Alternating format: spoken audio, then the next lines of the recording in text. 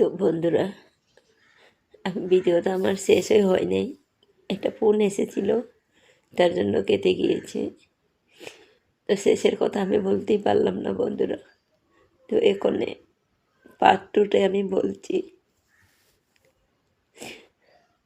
আমি লোকের ঘরে কাজ করতাম বন্ধুরা ছোটোবেলার থেকে। যখন আমার 6 বছর বয়স, তখন থেকে আমি কাজ করতাম। 10 বছর যখন হলো, তখন আমাকে 50 টাকা করে মাসে দিয়ে দিত। আমি বিয়ে করলাম, বিয়ে করে আমার সুখ নেই কপালে। আমার স্বামী আমাকে কোনোদিনও পরিচয় দেয় না। ওদের ফ্যামিলিতে আমাকে লুকিয়ে রেখেছে অনেক বছর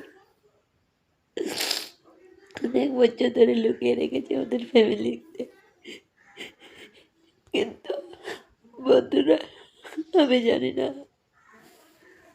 আমার কপালটা এতই খারাপ, আমি নিজেই ভাবতে পারি না কখনো।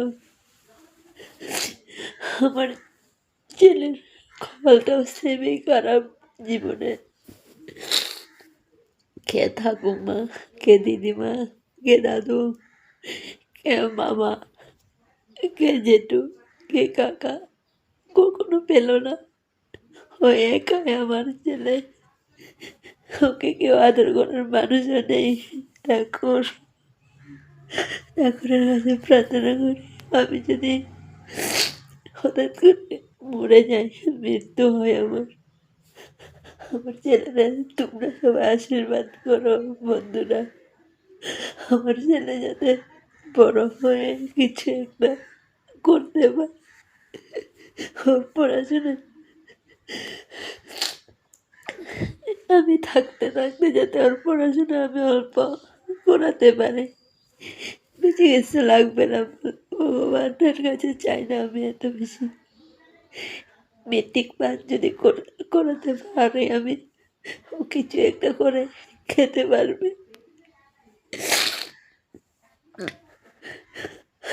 আমার কপালের মতন যাতে আমার ছেলের কপাল না হয়, ঠাকুরের কাছে এটাই আমি প্রার্থনা করি। আর তোমরাও সবাই আশীর্বাদ করো বন্ধুরা, আমি আর শান্তিতে, আমি তাহলে শান্তিতে মরতে পারবো।